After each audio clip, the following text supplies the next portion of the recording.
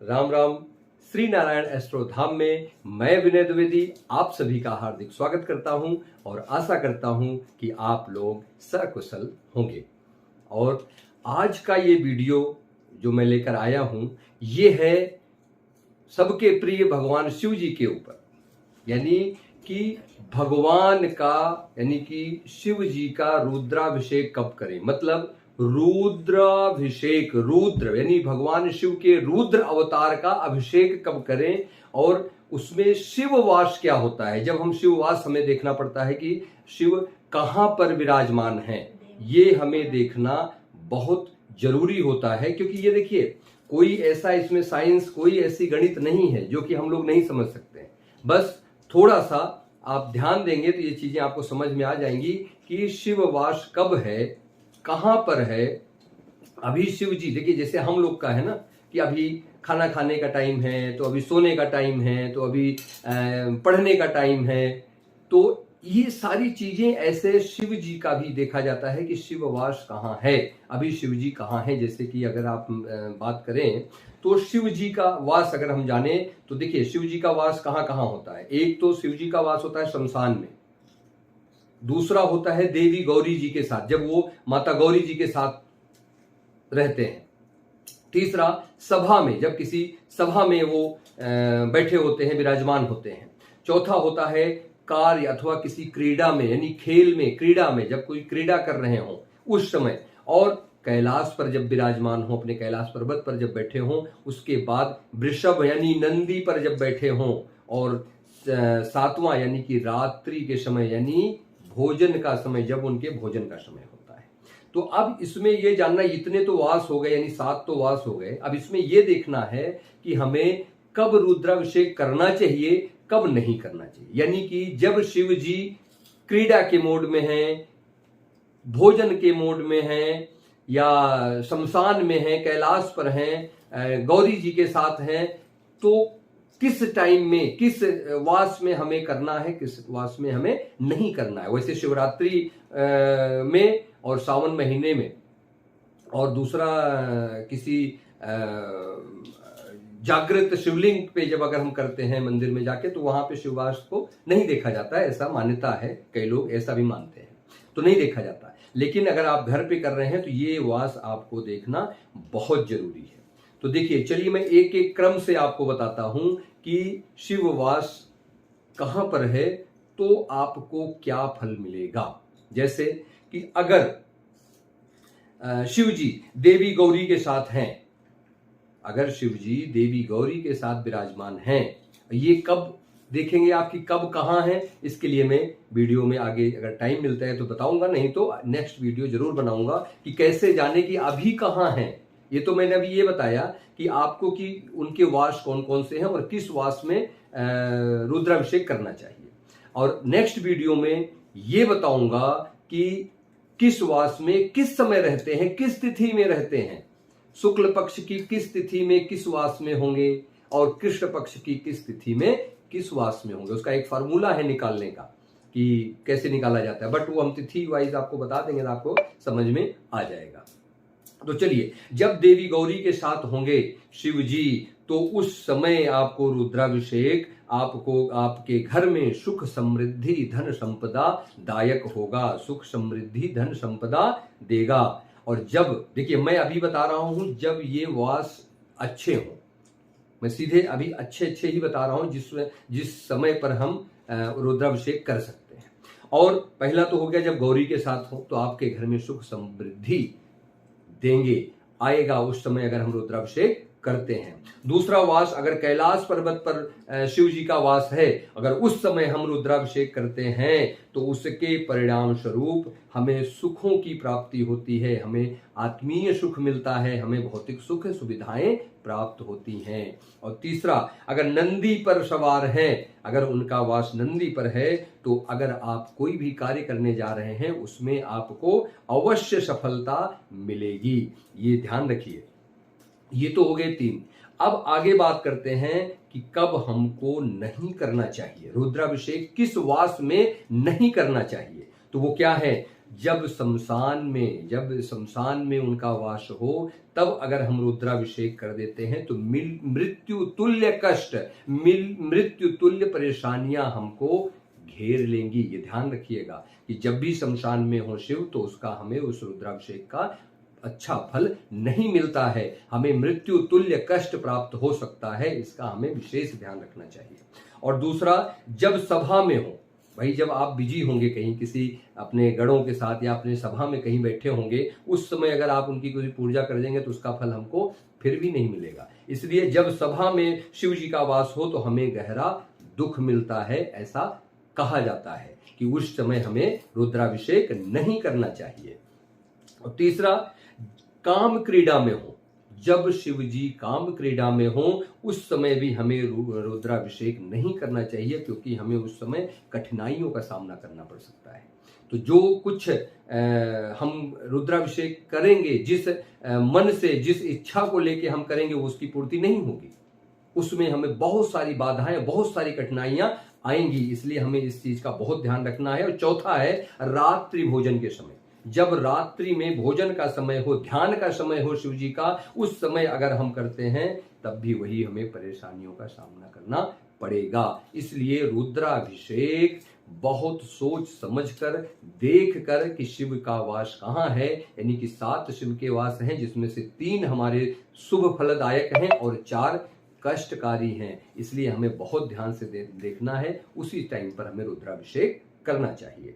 अब चलिए एक चीज और आपको बता देता हूं, जैसे अब अभी बोला था कि इसी में बता देता हूं कि शुक्ल पक्ष में अगर आप रुद्राभिषेक किसी भी महीने के शुक्ल पक्ष में कर रहे हैं तो आपको प्रथमा तिथि, यानी कि जो प्रतिपदा होती है, उसमें नहीं करना चाहिए, क्योंकि प्रथमा तिथि शमशान में वास होता है शिव जी का, तो उस तिथि में हमें रुद्राभिषेक नहीं करना चाहिए।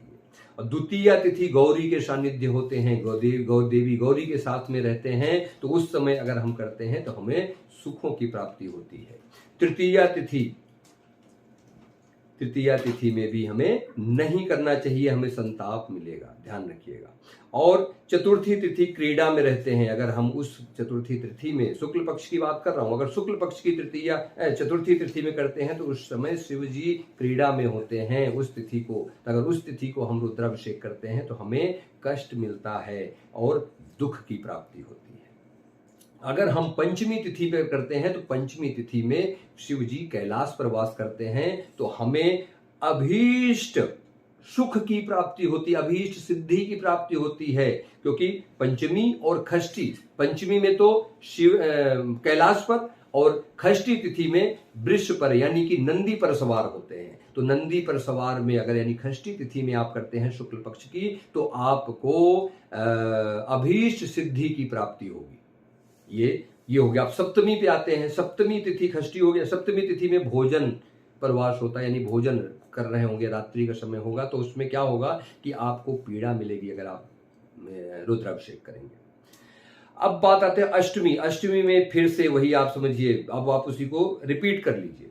जैसे कि सप्तमी तक तो हो गया भोजन, उसके बाद अष्टमी से फिर आ जाइए। अष्टमी शमशान बताया, शमशान में नहीं करना है। नवमी गौरी सानिध्य, बहुत अच्छा है, सुखों की प्राप्ति होगी। और 10वीं नहीं करना है, कष्ट मिलेगा। एकादशी क्रीड़ा में होंगे, नहीं करना है। उसके बाद द्वादशी तिथि में कैलाश पर होंगे और त्रयोदशी में वृषारूढ़ यानी कि नंदी पर सवार होंगे, बहुत अच्छा है। द्वादशी त्रयोदशी बहुत अच्छा है। उसके बाद चतुर्दशी और पूर्णिमा में नहीं करना है।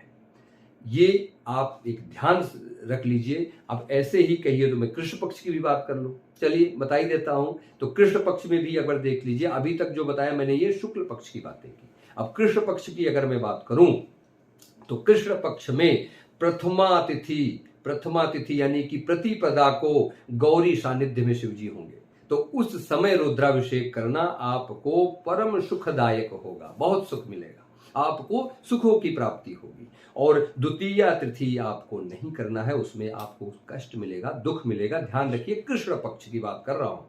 तो कृष्ण पक्ष की तृतीया तिथि में क्रीड़ा में होंगे, उसमें भी आपको कष्ट मिलेगा, दुख मिलेगा, नहीं करना चाहिए। और चतुर्थी तिथि पर कैलाश पर सवार होंगे शिवजी, तो कैलाश पर वास कर रहे होंगे, तो आपको अभीष्ट सुखों की प्राप्ति कराएंगे। और वही सेम पंचमी तिथि में वृषारूढ़ होंगे यानी कि नंदी पर सवार होंगे तो आपको अभीष्ट सिद्धि की प्राप्ति कराएंगे, यानी कि बहुत शुभ फलदायक रहेगा रुद्राभिषेक करना। और अगर षष्ठी तिथि पे आते हैं तो भोजन का समय होगा शिव जी का, उस समय आपको नहीं करना है। और दूसरी चीज, जब आप सप्तमी हो गया, आपका भोजन हो गया, षष्ठी तक भोजन हो गया, षष्ठी के बाद फिर से वही रिपीट हो रहा है, यानी षष्ठी तिथि के बाद सप्तमी, सप्तमी में शमशान पे, अष्टमी में गौरी सानिध्य बहुत अच्छा, नवमी में जो है आपको फिर संताप है, उसके बाद जो है दशमी में क्रीड़ा में, एकादशी में आप बहुत अच्छा, द्वादशी बहुत अच्छा यानी कि कैलाश पर रहेंगे एकादशी में, द्वादशी में जो है वृषारूढ़ रहेंगे, नंदी पर सवार होंगे, और आपका त्रयोदशी में भोजन फिर गलत है, उसके बाद चतुर्दशी शमशान, और अमावस्या में गौरी सानिध्य, यानी अमावस्या में भी अगर आप करते हैं तो आपको अभीष्ट सुखों की प्राप्ति होगी, बहुत सुखदायक यानी कि अच्छे फलों की प्राप्ति कराएगा रुद्राभिषेक। तो ये तो हो गई कि कब हमें रुद्राभिषेक करना है, कब नहीं करना है। इसको आप अपने जीवन से रिलेट कीजिए, आपको खुद समझ में आएगा। जब आप कहीं सभा में हो, किसी ऑफिस में बैठे हो, तब आपको कोई याद करे, आपको बार बार फोन करे तो अच्छा लगेगा। तो वही समझिए, हमारे भोलेनाथ, हमारे शिव जी का भी वही हाल है। तो देखिए, अब दूसरी चीज एक और, चलिए वीडियो थोड़ा सा लंबा हो जाएगा लेकिन आगे भी बता देता हूं कि किस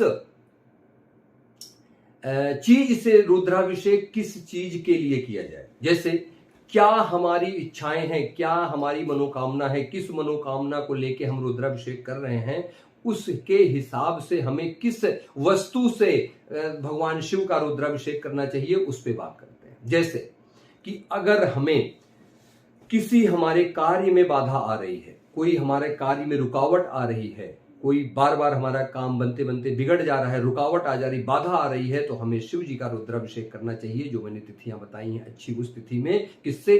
दही से।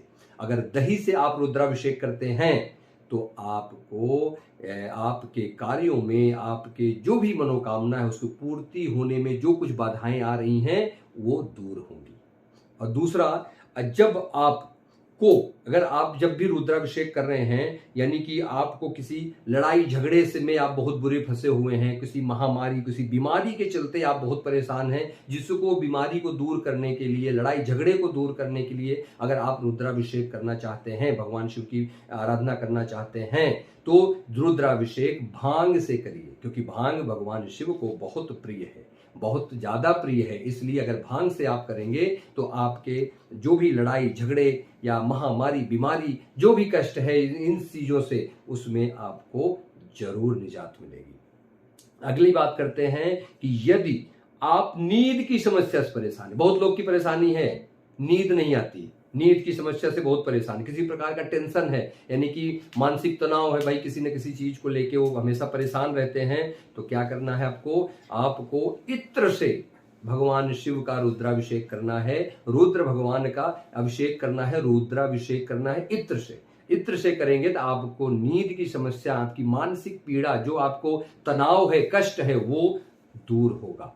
अगला बात करते हैं, यदि आप धन की समस्या से परेशान है, यानी आर्थिक समस्या से जूझ रहे हैं, आपके पैसा नहीं रुक रहा है, या पैसे से संबंधित अगर आप कष्ट में हैं, तो आपको गन्ने के रस से रुद्राभिषेक करना चाहिए। गन्ने के रस से रुद्राभिषेक करेंगे तो आपके जीवन में आ रही आर्थिक समस्याएं दूर होंगी, आर्थिक कष्ट जो होगा, यानी पैसे से संबंधित जो कुछ कष्ट होगा वो अवश्य दूर होगा।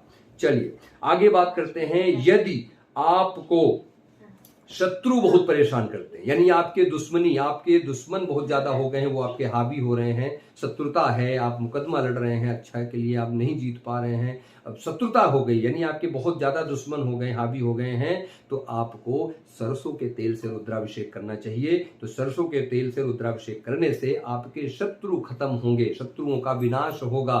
और अगर किसी भी उस पे आप सरसों के तेल से रुद्राभिषेक करते हैं तो शत्रुओं का अवश्य ही विनाश होगा। चलिए आगे बात करते हैं, अगर आप किसी बीमारी से परेशान हैं सुख समृद्धि घर में नहीं है, सब कुछ होते हुए भी सुखों की प्राप्ति नहीं होती है, आनंद नहीं मिल पा रहा है, तो दूध और घी से, यानी गाय के दूध और घी से अगर रुद्राभिषेक करते हैं तो आपके शरीर में, आपके परिवार में आरोग्यता आएगी और सुख समृद्धि, यानी सब कुछ होते हुए जो सुखों की कमी नहीं, सुखों की कमी थी वो पूर्ति होगी आपको।